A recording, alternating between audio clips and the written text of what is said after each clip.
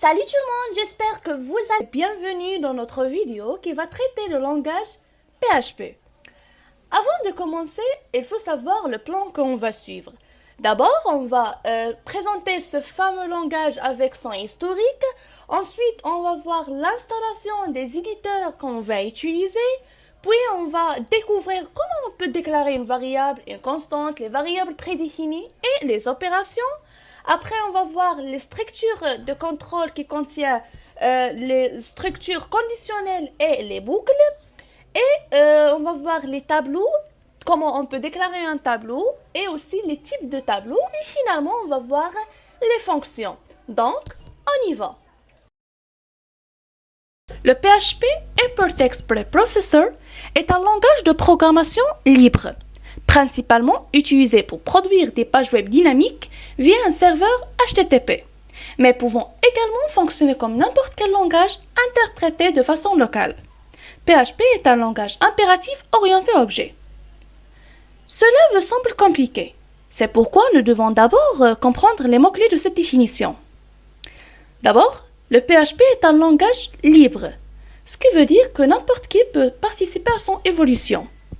Et aussi, le PHP permet de générer des pages web dynamiques.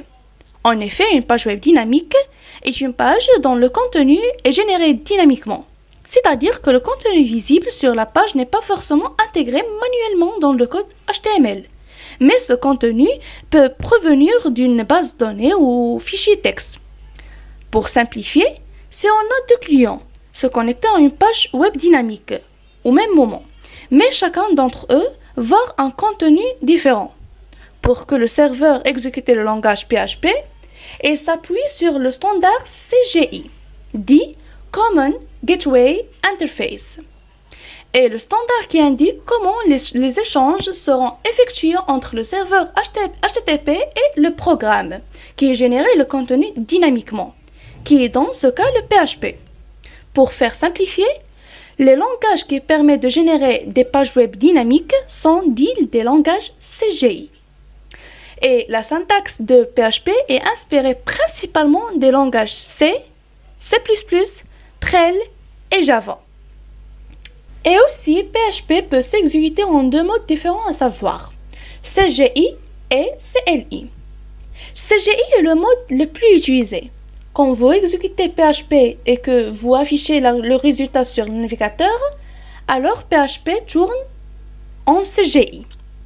Et le CLI signifie Command Line Interface, le code exécuté via la ligne de commande. Pour bien comprendre n'importe quel langage, il faut d'abord connaître son historique. Donc, le PHP a été créé en 1994 par Rasmus Lerdorf, suite à un projet personnel. Cette première version était baptisée Personal Homepage.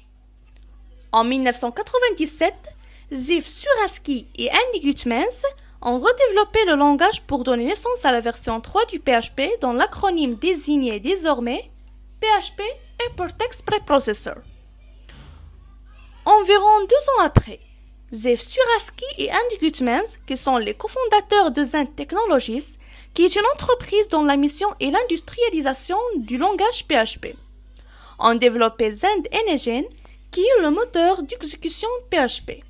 Cette avancée a annoncé le passage à la version 4 du langage. PHP 4 est resté durant longtemps la version la plus stable et la plus populaire, et elle a connu un ensemble d'améliorations mineures de sous-version en sous-version. La version 5 de PHP a permis de prendre en charge le modèle objet. En effet, la programmation orientée objet en PHP est devenue tellement avancée, surtout à partir de la version PHP 5.4. La version 6 du langage n'a jamais vu le jour. En réalité, cette version était destinée à prendre en charge le standard Unicode pour représenter les chaînes de caractères de n'importe quel système d'écriture. Mais cette avancée a été inclue dans les sous-versions de PHP 5. Puisque PHP 6 a été abandonné, alors la version majeure suivante de PHP est la version 7. C'est intégré un moteur d'exécution capable de rivaliser avec HHVM de Facebook. En fait, Facebook de son côté développait aussi le langage pour PHP pour l'adopter à ses propres besoins et a créé son propre moteur nommé HVM, qui signifie Hip Hop Virtual Machine.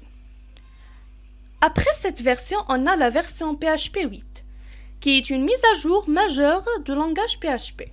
Elle contient beaucoup de nouvelles fonctionnalités et d'optimisations différentes à la dernière version. Jusqu'à la publication de cette vidéo, PHP atteint à sa version 8.0.6.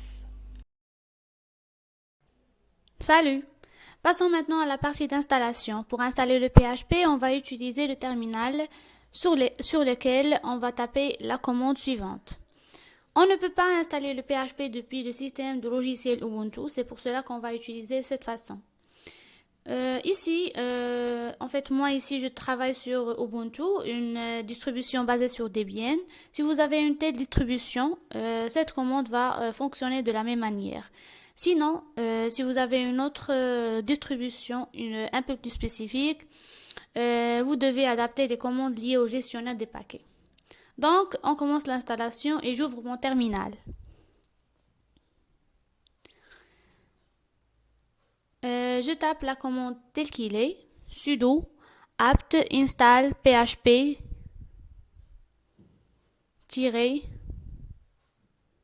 php-cli, j'entre mon mot de passe.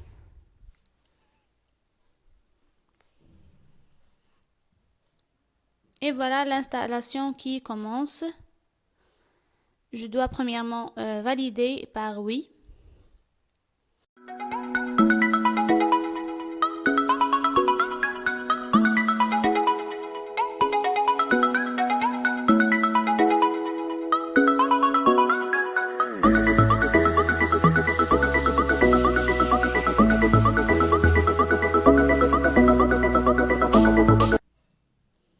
Et voilà l'installation qui est terminée. Je peux tester la version de PHP installée par la commande php-v. php-espace-v. Et voilà, j'ai le PHP de version 7.4.3 installé sur ma machine correctement. Après avoir l'installation des éditeurs qu'on va utiliser, il faut d'abord connaître que tous les langages basés sur le même concept, grâce à un informaticien qui s'appelle Donald Knuth, qui est publié dans les fins des années 70. Un livre qui définit un petit peu quelles sont les choses indispensables de base au niveau de langage de programmation. Donc, il y a 5 instructions. Gestion de variables qui contient la déclaration du variable, l'instruction d'entrée et sortie, l'instruction d'affectation, l'instruction de conditionnement, ça veut dire une instruction qui permet de casser la séquence parce qu'un programme s'exécute toujours séquentiellement. Et finalement, les instructions qui permettent de faire une boucle. Et aussi, lorsque le PHP traitait un fichier, il cherchait d'abord les balises d'ouverture et de fermeture, qui délimitent le code qu'il doit interpréter de cette manière. Cela permet à PHP d'être intégré. Donc, la balise d'ouverture contient le mouvement inférieur plus la pointe d'interrogation plus PHP et la balise de fermeture contient la pointe d'interrogation et le mouvement supérieur. Pour afficher un message, vous pouvez choisir une de ces fonctions, echo ou print qui permet d'afficher un message, mais il y a un différent entre les deux.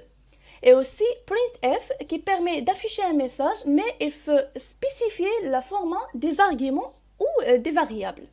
Et var_dub qui permet d'afficher les informations structurées d'une variable, y compris son type et sa valeur. Donc on va utiliser le terminator.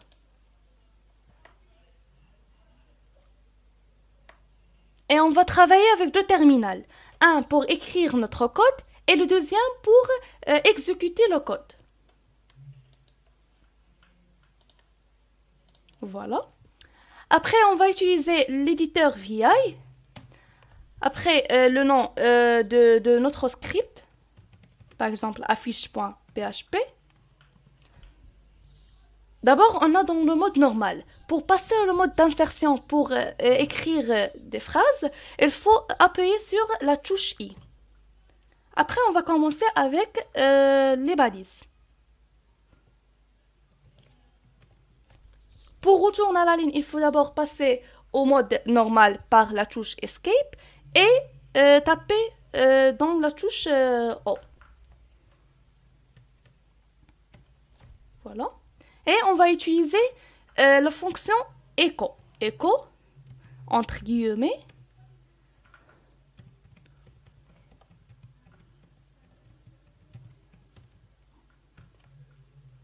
Et on va aussi travailler avec anti-slash n pour retourner à la ligne. Et point virgule. Après, on va utiliser print, oui, entre parenthèses et entre guillemets.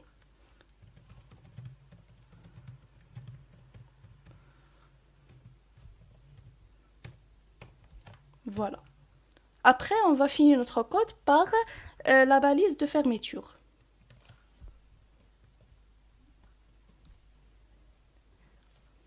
Et on va taper sur la touche Y et Q pour enregistrer et quitter notre programme.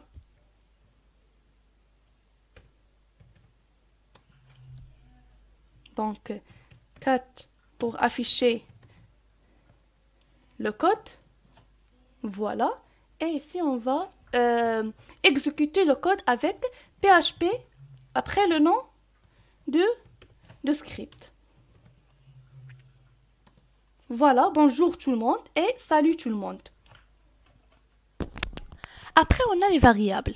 Donc, une variable permet d'associer un nom à une valeur, ceci pouvant évaluer au cours du programme, comme une boîte qui contient des données. En PHP, on peut manipuler les variables sans avoir à les déclarer. Le typage dynamique du langage permet de caster automatiquement les variables selon le contexte d'utilisation. Ça veut dire qu'on n'a pas besoin de spécifier le type de notre variable. Et aussi, ils sont représentés par un signe $ suivant du nom de la variable. Donc, une variable est toujours constituée de choses.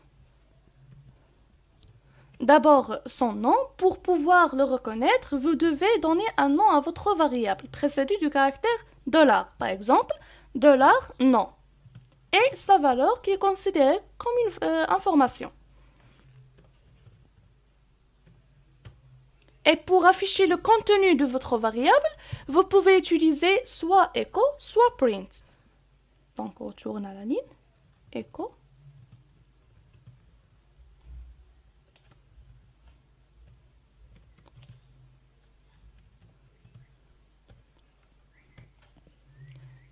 Et il faut séparer entre le message et la variable par point.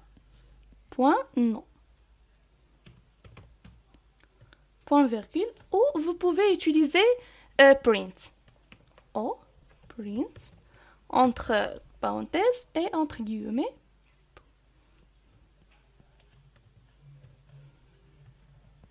N pour retourner à la ligne. Et le nom est 2 points. Mais ici, on n'a pas besoin de faire point après le nom de votre variable. D'accord, non. Point virgule. Après, on va enregistrer et quitter. Kate.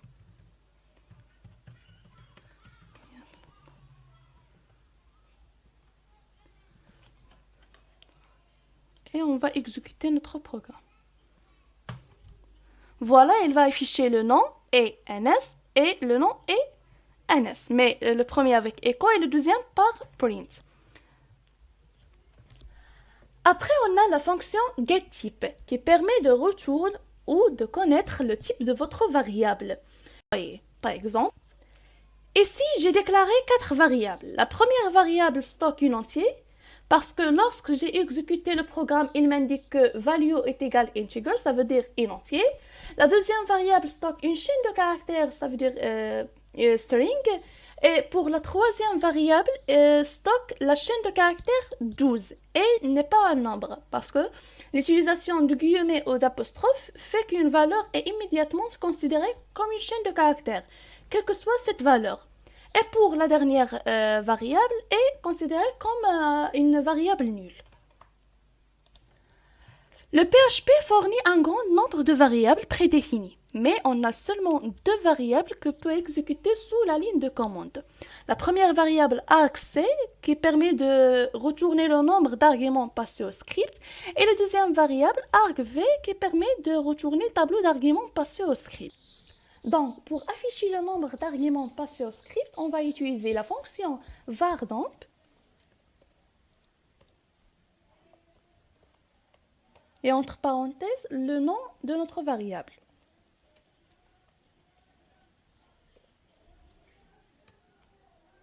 Et point virgule. On va sauvegarder et quitter et on va afficher notre code. Voilà. Ici, je vais exécuter le code avec trois arguments. Par exemple, 1, 2 et 3. Mais il a affiché qu'on a 4 arguments. Pourquoi? Parce que le nom du fichier contenant le script est toujours passé en tant qu'argument au script. Ainsi, la valeur minimale de la variable argc est toujours 1. Vous rappelez-vous des opérations élémentaires apprises à l'école, par exemple l'addition, soustraction, multiplication, division, etc. Les opérations arithmétiques en PHP fonctionnent comme elles. Donc, je vais déclarer deux variables a et b et je vais faire ces opérations. Par exemple, si on a a est égal 19 et b est égal 4. Donc, pour faire l'addition, on va utiliser d'abord echo pour afficher le résultat.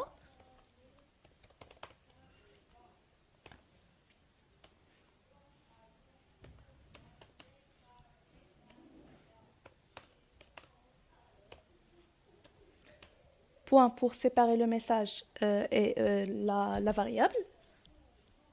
Et on va faire l'opération entre parenthèses.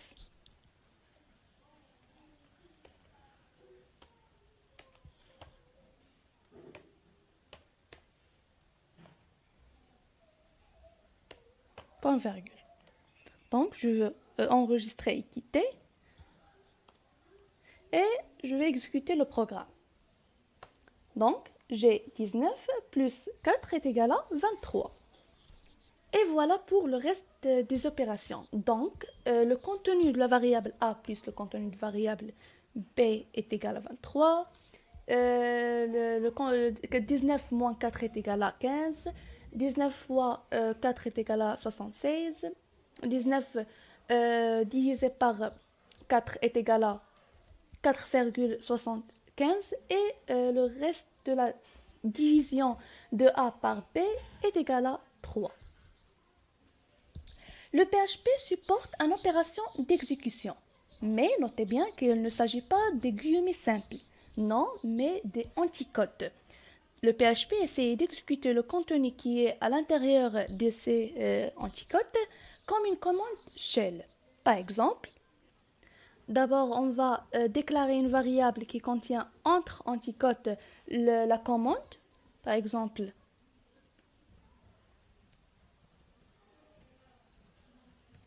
est égal, par exemple, ls-l et le nom de notre script.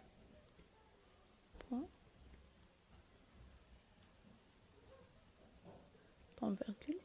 Et on va afficher le contenu où on va exécuter la commande qui est entre les anticodes.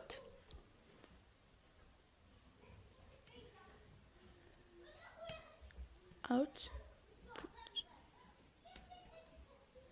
On va sauvegarder, quitter et on va afficher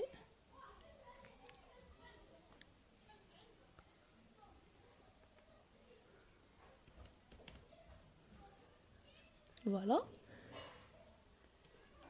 Donc il va afficher le résultat de la commande lstr L. Ça veut dire qu'il va afficher des informations sur notre fichier.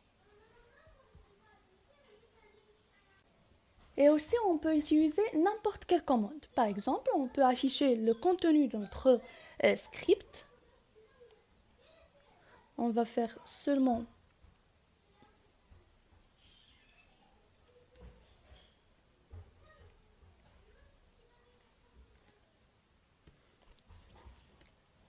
cat et le nom. Après deux points et pour sauvegarder et quitter. Voilà, on va exécuter le programme. Il va afficher le contenu de notre script. Ensuite, on a les constantes. Les constantes sont comme des variables, sauf qu'une fois qu'elles sont définies, elles ne peuvent pas être modifiées ou indéfinies. Donc, une constante est un identifiant, ça veut dire nom, pour une variable simple. La valeur ne peut pas être modifiée pendant le script. Et le nom de constante valide commence par une lettre, sans le signe $ avant le nom de la constante. Une remarque, contrairement aux variables, les constantes sont automatiquement globales dans tout le script. Pour créer une constante, on va utiliser la fonction define qui contient le nom de la constante et sa valeur, qui peut être une chaîne de caractères, un entier, etc. Donc, on va faire un exemple et on va commencer bien sûr par les balises et après la fonction define. Entre parenthèses et entre guillemets le nom de la constante et après son contenu. Par exemple, 19. Et on va afficher par la fonction soit echo, soit print. Mais sans l'utilisation de signe $. Par exemple, echo, point virgule. Et finalement, on va sauvegarder et quitter. Exécuter et il va afficher le contenu de la variable, de la constante value. Pour ajouter de la logique dans notre travail, nous allons maintenant voir les structures de contrôle. Les premières structures sont les conditions. En un premier temps, nous allons voir la structure if-else. Si une condition est vérifiée, on va exécuter un ensemble d'instructions. Sinon, on va passer à d'autres instructions, ainsi de suite. Pour bien comprendre, nous allons passer pour voir un exemple. J'ouvre mon Terminator. Il est divisé en deux pour écrire ici le script et pour l'exécuter ici. Je vais appeler l'éditeur Nano. Je vais créer le fichier exemple 1, par exemple, .php. Et voilà. J'ouvre avec le signe inférieur, point d'interrogation, PHP. Je ferme avec point d'interrogation, signe supérieur. Je déclare une variable date du type date.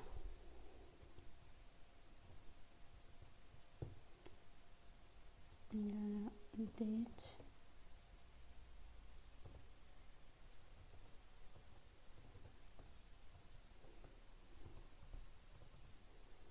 Et par exemple, on va supposer que si par exemple l'heure est inférieure à 10, on va afficher un message, ainsi de suite.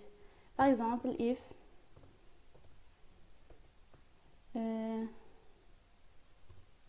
t inférieur à 10, on va afficher le message bonjour.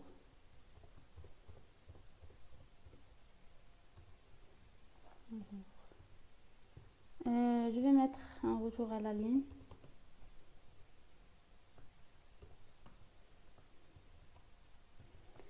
Else if, par exemple, inférieur à 18 heures. 18 heures. Je vais afficher le message Par exemple, bonne journée.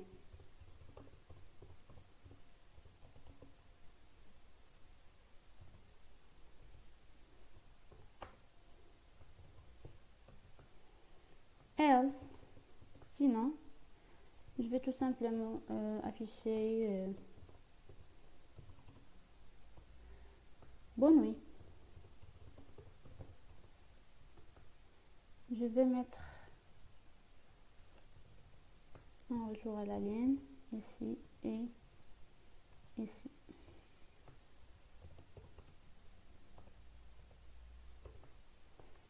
Voilà, je ferme. Et voilà un petit exemple sur la structure if.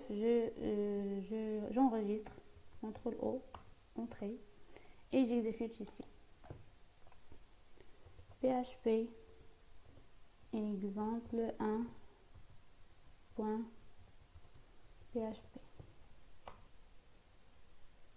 Il m'affiche bonne journée puisque c'est déjà 13h15. La deuxième structure de contrôle à voir, c'est le switch. Le switch est aussi utilisé pour effectuer de différentes actions en fonction de différentes conditions.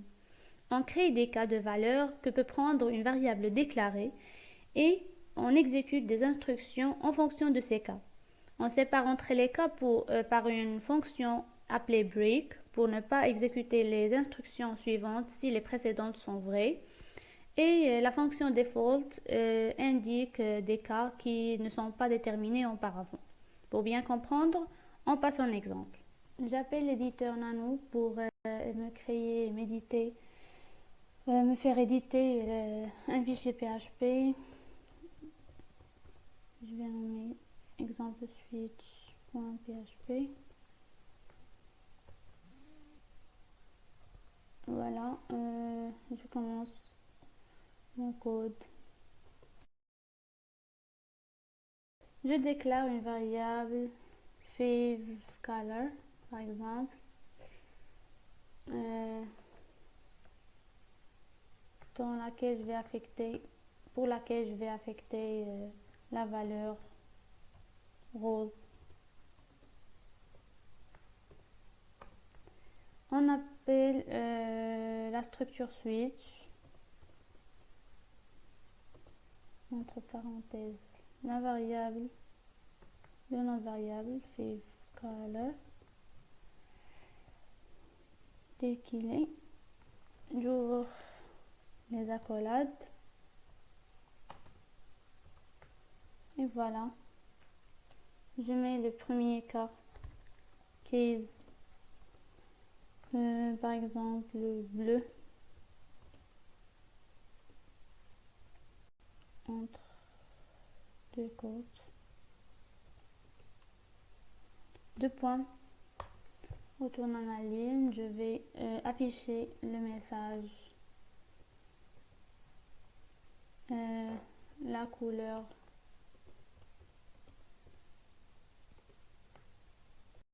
préférée est bleu.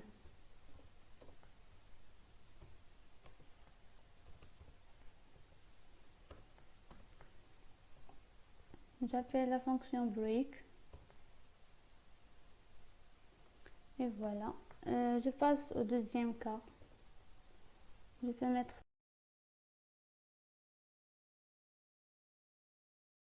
plusieurs violets, deux points,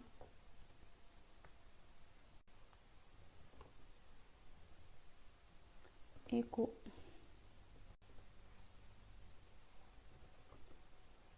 la couleur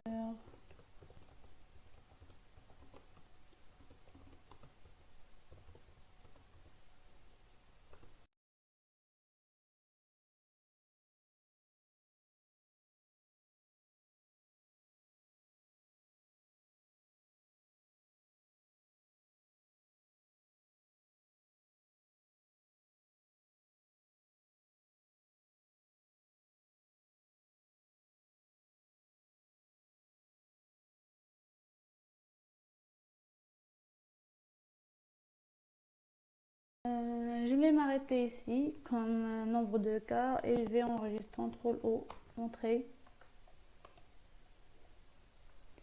Ici, je vais exécuter mon code. PHP switch, le nom de fichier .php.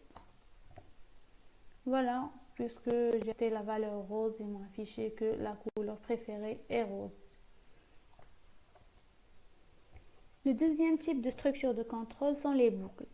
Afin d'exécuter un bloc de code un certain nombre de fois, et au lieu d'ajouter plusieurs lignes de code presque égales dans un script, nous pouvons utiliser tout simplement les boucles. En PHP, il y en a 4 types de boucles qui sont la première for, la boucle for, qui parcourt un bloc de code un nombre spécifié de fois. La boucle while, qui parcourt un bloc de code tant que la condition spécifiée est vraie. La boucle do while, qui parcourt un bloc de code une fois et puis répète la boucle tant que la condition spécifiée est vraie. Finalement, la boucle for each, qui est spécifiée pour le langage PHP et qui ne fonctionne que sur les tableaux, dans le langage sont définis comme array, et qui est utilisée pour parcourir chaque clé ou valeur d'un tableau. Pour les exemples, on va essayer de faire un exemple pour chacune des boucles et pourtant rester dans le même scénario et afficher par exemple les nombres de 1 ou de 0 jusqu'à 10. J'ai mon fichier PHP déjà créé. Je commence par for, la boucle for, et voilà, je déclare un compteur, counter, initialisé à 0, jusqu'à counter inférieur ou égal à 10, et on l'incrémente pour afficher le nombre suivant.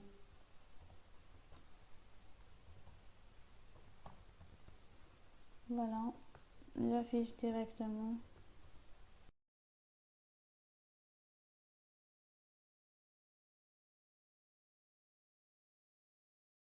CTRL-O pour enregistrer. Et ici, je vais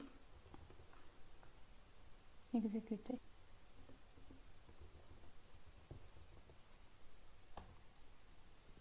Voilà, j'ai les nombres de 0 jusqu'à 10 sont affichés sur l'écran.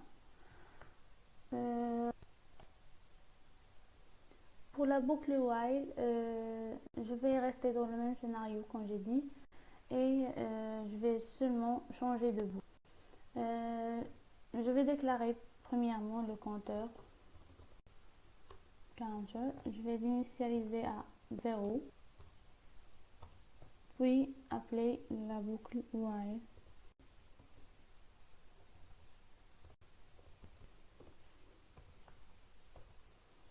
While $counter inférieur ou égal à 10 par exemple.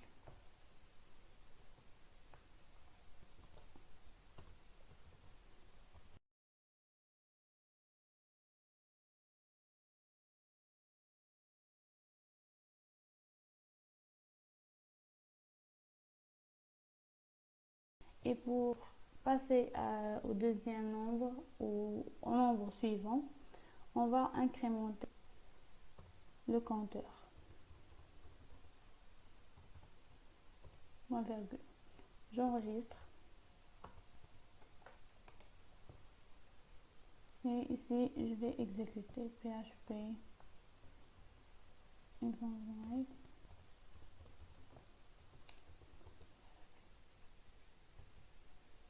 Voilà, j'ai la liste des nombres de 0 jusqu'à 10.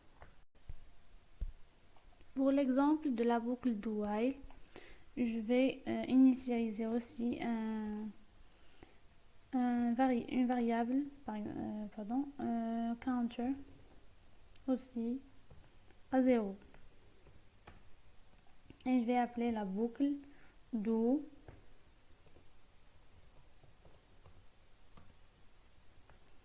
pour afficher de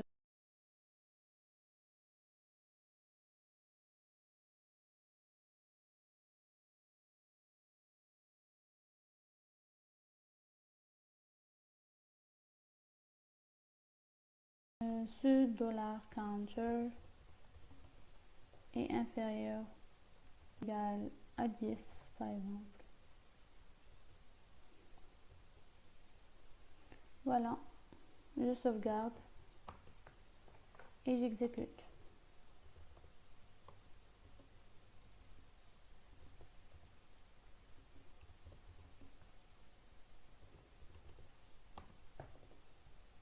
Il m'affiche aussi la liste des nombres de 0 jusqu'à 10 parce que j'ai affiché le counter s'il est inférieur à 10. Et puisque le counter est initialisé à 0 et 0 est inférieur à 10, il va m'afficher les nombres de 0 jusqu'à 10. On arrive maintenant à la boucle la plus spécifique qui est la boucle for each. Comme on a dit, la boucle for each est utilisée seulement avec les tableaux.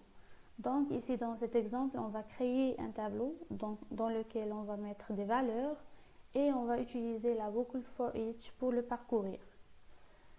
Je crée une variable qui va être nommée tableau, tout simplement, et dans laquelle elle est de type tableau, donc array, dans laquelle je vais mettre des chaînes de caractères. Par exemple, rouge,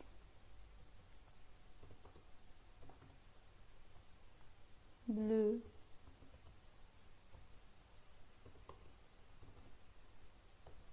marron, ainsi de suite. Je vais m'arrêter là.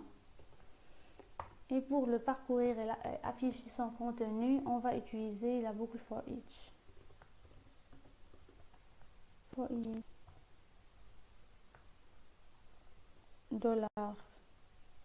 $tableau as valeur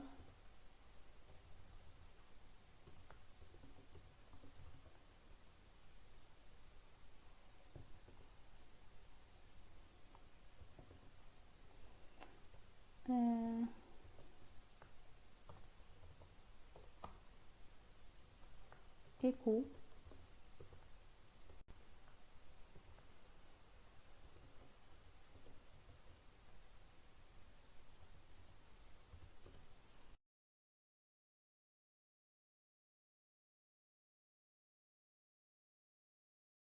j'exécute. Il m'affiche le contenu du tableau que j'ai. On a les tableaux. Donc, un tableau est une variable spéciale qui peut contenir plusieurs valeurs à la fois. Ça veut dire un tableau stocke plusieurs valeurs dans une seule variable. Si vous avez une liste des éléments, par exemple une liste de noms de voitures ou une liste de noms des étudiants, etc., le stockage des voitures, par exemple, dans des variables uniques pourrait ressembler à ceci. Donc, on va déclarer 3 variables et si on a besoin de plus, on va les déclarer par cette manière. Mais si vous n'aviez pas 3 voitures ou 4, mais 300 ou 1000, donc la solution est de créer un tableau qui peut contenir plusieurs valeurs sous un seul nom. Et vous pouvez accéder aux valeurs en vous référant à un numéro d'index. Pour créer un tableau en PHP, on a deux possibilités. La première est d'utiliser la fonction array ou d'utiliser seulement les deux crochets et à l'intérieur de ces deux crochets, on a les éléments de tableau. Donc, pour obtenir la longueur d'un tableau, il faut utiliser la fonction count. Donc, cette fonction, elle permet de retourner la longueur, ça veut dire le nombre des éléments d'un tableau. Donc, il faut utiliser tout simplement la fonction echo, ensuite la fonction count et entre parenthèses le nom de votre tableau. Echo et ensuite count entre parenthèses le nom de tableau. Voilà. Et on va sauvegarder et quitter. Ensuite, on va exécuter notre programme. Voilà, il m'a affiché qu'on a 3 éléments. En PHP, il existe 3 types de tableaux. Tableau indexé, ça veut dire tableau avec un index numérique.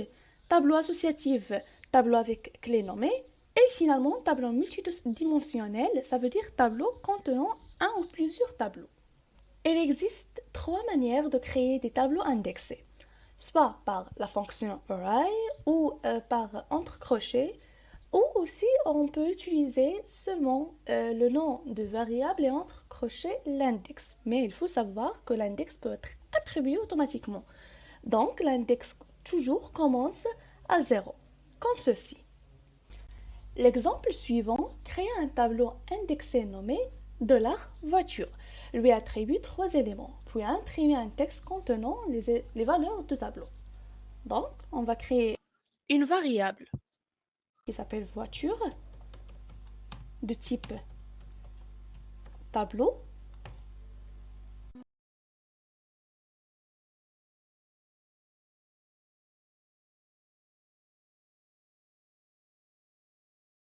On va afficher le contenu de la table voiture avec 2 manières.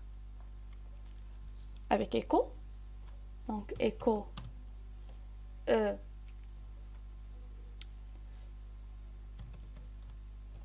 nom de variable avec $, bien sûr.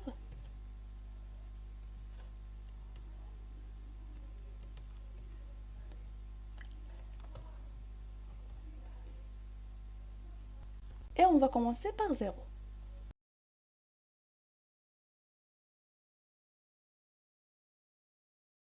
Sauvegarder et quitter.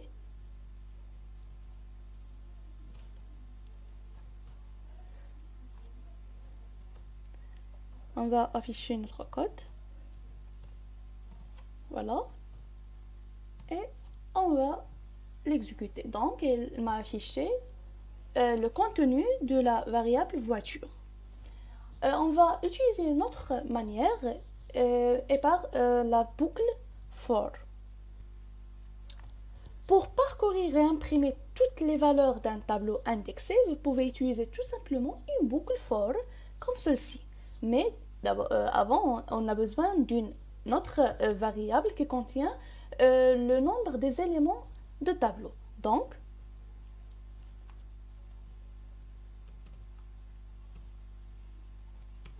est égal la fonction count. Count, entre parenthèses, le nom de la variable.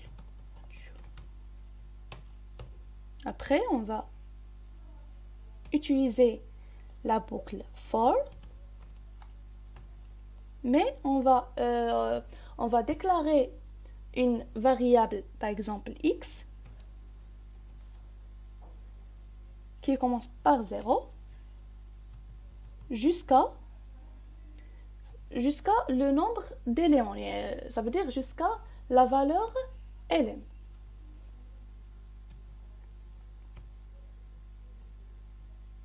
Pardon.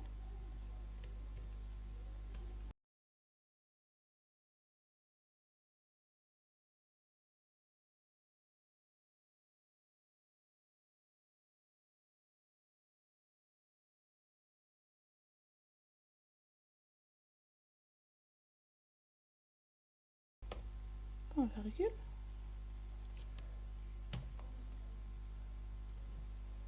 Voilà, et on va sauvegarder et quitter.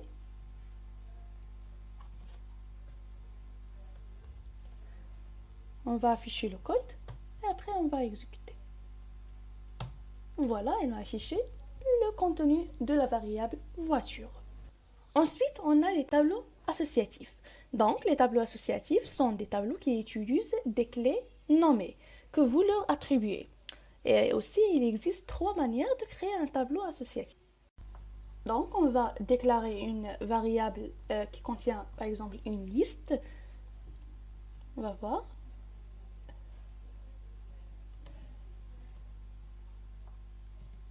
Liste, par exemple, est égale. On va utiliser les crochets. Non. Et on va utiliser égal et le mouvement supérieur.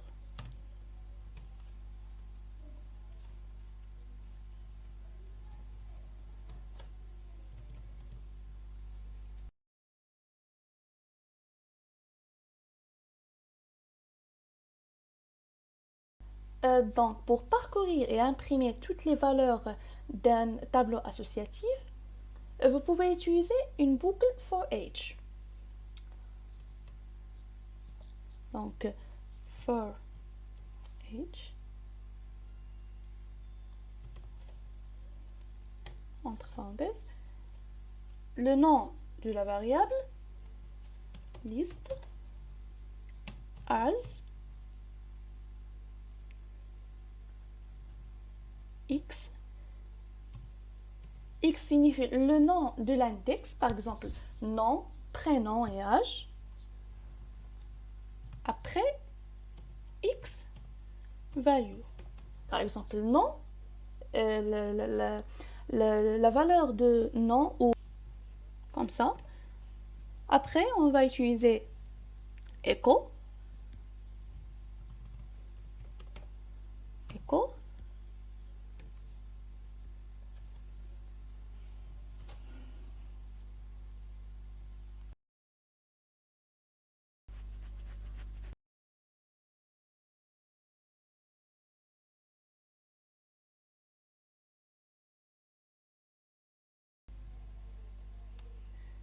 Après, afficher le code. Et on va exécuter. Donc, elle m'a affiché que l'index nom, leur valeur est voilà. Et finalement, on a les tableaux multidimensionnels. Donc, un tableau multidimensionnel est un tableau contenant un ou plusieurs tableaux. Et il faut savoir la dimension d'un tableau pour indiquer le nombre d'indices dont vous avez besoin pour sélectionner un élément. Par exemple, pour un tableau à deux dimensions, vous avez besoin de deux indices pour sélectionner un élément. Et pour un tableau en trois dimensions, vous avez besoin de trois indices pour sélectionner un élément. Donc, on va voir un tableau à deux dimensions. Donc, un tableau à deux dimensions est un tableau de tableaux. Et par exemple, un tableau à trois dimensions est un tableau de tableaux de tableaux. On va voir un exemple. Par exemple, si on a ce tableau-là, on a trois lignes et trois colonnes. Nous pouvons stocker les données du tableau dans un tableau à deux dimensions. On va utiliser cette manière. Donc, on va utiliser d'abord la fonction array et on va créer dans la première fonction array des tableaux. Donc, on va créer d'abord la variable list du type tableau, mais on ne peut pas spécifier le type de la variable. Donc, on va utiliser tout simplement la fonction array. Entre parenthèses, on tourne la ligne. Et on va créer un autre tableau dans le premier tableau. Array.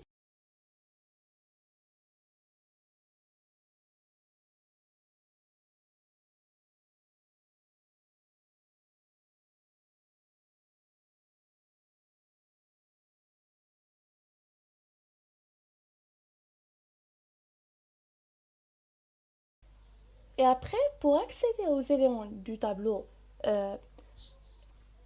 liste, nous devons pointer sur les deux indices, ligne et colonne, avec la fonction echo.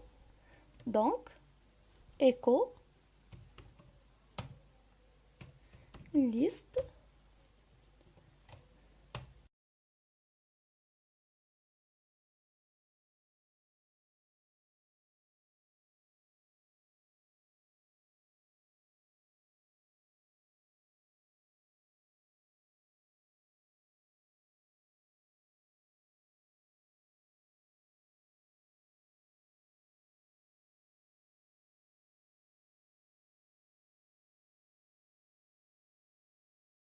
Regardez quitter. On va afficher le code pour bien maîtriser. Voilà. Et on va l'exécuter. Donc, il va afficher tout simplement la phrase qui est dans la fonction echo, le nom, le numéro, le filière, etc. Donc, pour les trois tableaux.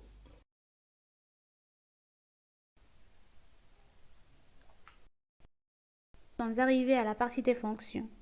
La vraie puissance de PHP vient de ses fonctions. PHP a plus de 1000 fonctions intégrées qui peuvent être appelées directement à partir d'un script pour effectuer une tâche spécifique. Outre les fonctions PHP intégrées, il est possible à l'utilisateur de créer ses propres fonctions personnalisées. Une fonction donc est un bloc d'instructions qui peut être utilisé à plusieurs reprises dans un programme et sera exécuté par un appel à la fonction. Pour la création ou la déclaration d'une fonction, voilà la syntaxe. Il suffit d'écrire le mot function suivi du nom de la fonction. Ça sera mieux qu'il reflète à ce qu'elle fait. Entre parenthèses, on peut mettre des arguments si c'est possible. Et entre les accolades, on met le code à exécuter. Le nom de la fonction doit commencer par une lettre. Et ça sera mieux, comme j'ai dit, qu'il reflète à ce qu'elle fait.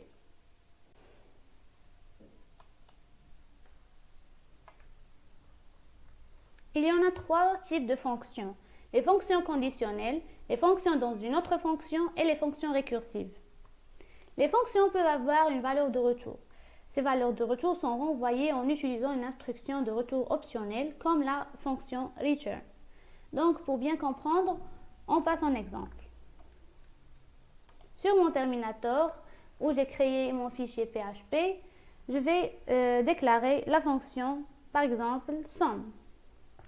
Donc, je tape le mot function, le nom de la fonction qui va être sum, et qui va me calculer la somme de deux nombres, donc somme de nombres, les parenthèses, et j'ouvre les accolades. Ici, je dois entrer comme paramètre deux nombres pour calculer, pour retourner leur somme. Donc, je reviens entre les parenthèses et je déclare deux variables. $n1, virgule, $n2. Ici, je vais déclarer une variable locale dans la fonction dans laquelle on va affecter la somme des deux paramètres n1 et n2. Donc, $sum qui va prendre la valeur de la variable n1 plus $n2. Point virgule.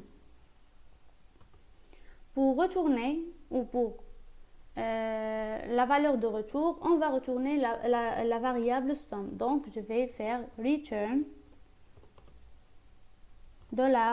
$sum. Comme cela, j'ai déclaré correctement ma fonction. Pour l'utilisation de cette fonction, je vais sortir des accolades et je vais tout simplement faire echo. Je peux utiliser une autre variable qui va prendre, dans laquelle on va affecter la valeur de retour de la fonction, ou bien tout simplement echo sum, tout simplement de nombre, le nom de la fonction. Je mets les parenthèses et j'entre par exemple 5, 9, point virgule. Je sauvegarde, CTRL O, entrée, et j'exécute ici. PHP, le nom du fichier.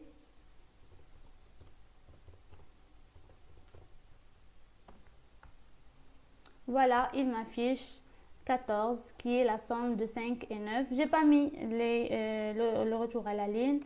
je peux faire ici point,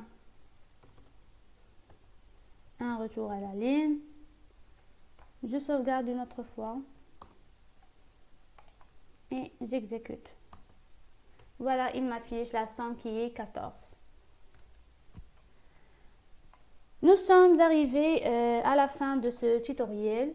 Donc, j'espère qu'il vous plaira et que vous avez pu capter avec nous quelques bases à propos du langage PHP.